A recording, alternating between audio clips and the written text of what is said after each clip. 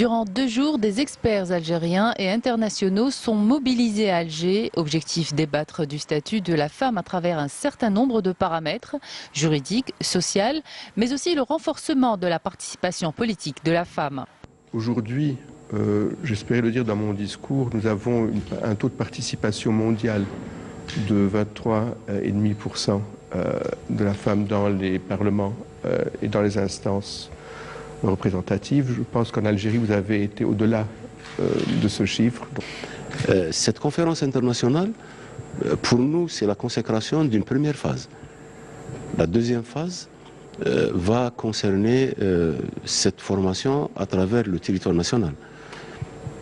Nous espérons arriver à institutionnaliser cette rencontre annuellement. Principal mot d'ordre, investir dans l'égalité des genres pour un développement durable. Quand les femmes y participent dans la prise de décision, quand est-ce qu'on participe dans des questions de gérer la question publique, mais aussi dans le secteur privé, les pays y vont mieux. On a une croissance plus grande et on le sait parce que les études nous démontrent ça.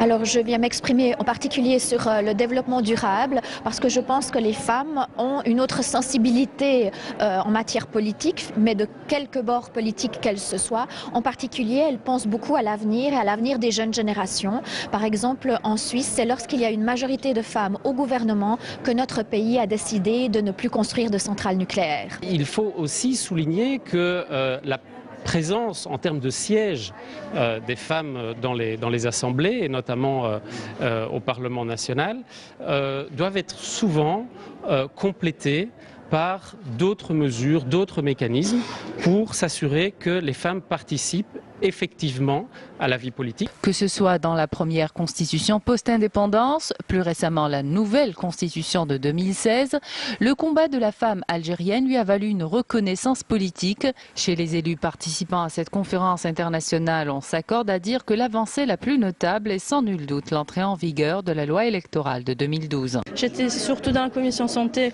vu mon domaine santé. Actuellement, grâce au président de la République, que je remercie encore une fois, qui nous a donné cette chance d'y être.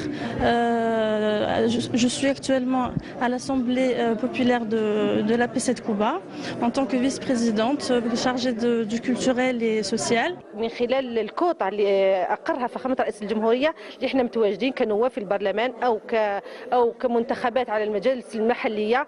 السيد نشني نسد باش نتمثل ولاية النغد تمثال غباثن يقلنا زيها مطوط ودريش وخدمشا وتتهنانشا هم مطوط قفرن فلاس الحمد لله قراص نشني نفرضي ما النغ ورئيس الجمهورية ينغ أمكان ضم قران. Pour ces experts, il reste à placer les mécanismes nécessaires afin d'atteindre l'agenda 2030 avec des hommes et des femmes travaillant ensemble pour une meilleure qualité de vie pour les citoyens du monde entier.